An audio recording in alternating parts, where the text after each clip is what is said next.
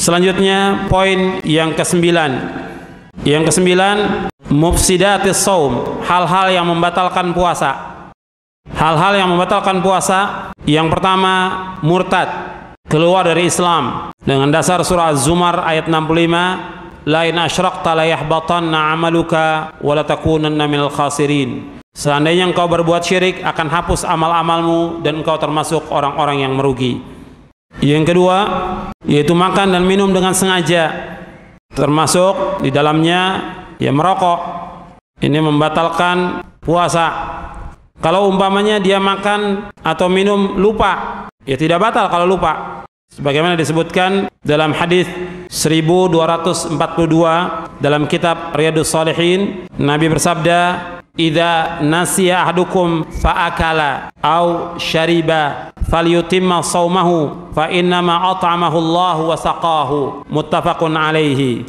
Nabi SAW bersabda, apabila seorang dari kamu lupa lalu ia makan atau minum, maka hendaklah ia menyempurnakan puasanya. Sesungguhnya Allah yang memberikan makan dan memberikan minum kepadanya.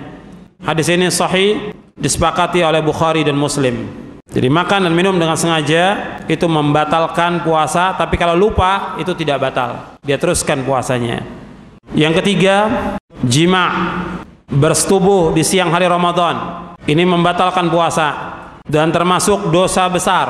Orang yang bersetubuh atau jima di siang hari Ramadan, yang pertama batal puasanya, yang kedua dia mengerjakan dosa besar, yang ketiga dia wajib membayar kafarah puasa 2 bulan berturut-turut, yang keempat dia wajib taubat, yang kelima dia wajib mengqadha puasanya, sebagaimana dijelaskan oleh Syekh Muhammad bin Shalih Al-Utsaimin rahimahullah.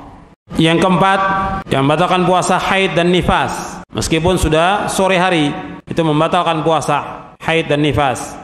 Yang kelima, muntah dengan sengaja. Jadi beda antara muntah dengan sengaja dengan muntah dengan tidak sengaja. Kalau muntah dengan sengaja membatalkan puasa. Yang keenam, yaitu suntikan atau infus yang berisi makanan. Suntikan atau infus yang berisi makanan. Ada yang ketujuh, tapi yang ketujuh ini pendapat yang rajih adalah tidak batal. Yang sebagian dari ulama memasukkan sebagai pembatal, yaitu mengeluarkan mani dengan sengaja. Itu sebagian ulama mengatakan batal. Tapi pendapat yang kuat, yang rajih, tidak batal. Sebagaimana dijelaskan oleh Syekh Al-Albani dalam kitabnya Tamamul Minnah fi Takhrij Fiqh Sunnah, yang sebelumnya juga dijelaskan oleh Imam As-San'ani dalam kitabnya Subulus Salam, dan oleh Imam Asy-Syaukani dalam Nailul Awtar, dan juga oleh Imam Ibnu Hazm dalam kitabnya Al-Muhalla. Kalau ada orang yang sengaja mengeluarkan mani, onani, hukumnya haram, tapi tidak membatalkan puasa. Dia berdosa tapi tidak membatalkan puasa, dan dia harus berusaha untuk menghindari. Bahwa puasa itu mencegah seseorang dari mengikuti syahwatnya. Yang ke-10, poin yang ke-10, yang tidak membatalkan puasa. Yang pertama, orang yang berpuasa di pagi hari dalam keadaan junub. Assalamualaikum warahmatullahi wabarakatuh. Alhamdulillahi wassalatu wassalamu ala rasulillah wa ala alihi washabihi wa mawalah, amma ba'du. Kami kali ini akan menanggapi ceramah daripada Gus Yazid Jawas dalam salah satu video yang sudah beredar teman-teman, tentang masalah sesuatu yang membatalkan puasa. Salah satunya itu kan sesuatu yang membatalkan puasa antara lain yaitu jima ya. Setelah itu dia membahas soal onani.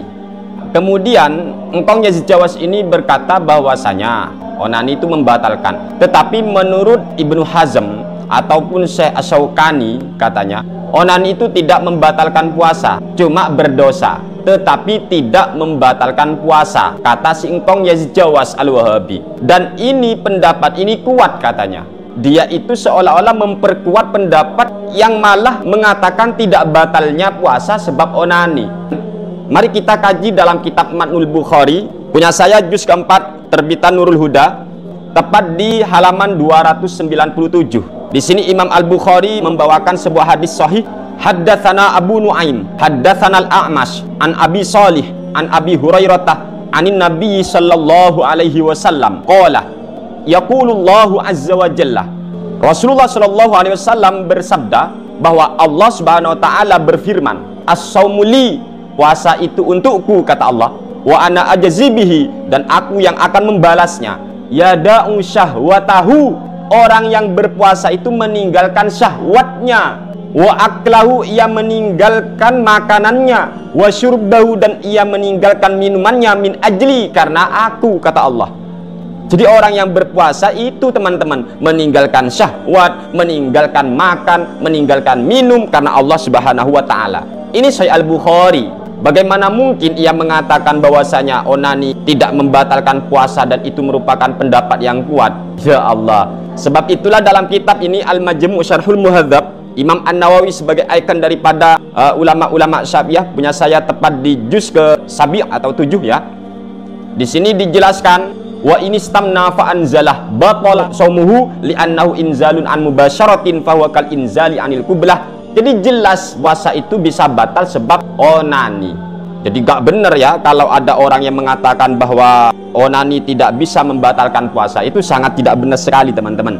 Dan ulama yang mengatakan itu di luar 4 mazhab kan teman-teman, yaitu Ibnu Hazm atau Asy-Syaukani, itu di luar 4 mazhab. Loh, katanya Wahabi itu ikut ulama salaf. Sekarang salaf yang mana? Nabi sudah jelas bersabda, ini hadis qudsi, bahwa orang yang berpuasa itu yada'u syahwatahu, dia meninggalkan syahwatnya. Jadi berpuasa itu justru untuk mencegah hawa nafsu, bukan malah menuruti hawa nafsu di saat berpuasa. Iki piye ya cara pandangnya engkong ya Jawas, giliran onani yang penting ada pendapat yang mengatakan tidak batal malah dikuatkan. Dan ini kuat, pendapat ini kuat apanya?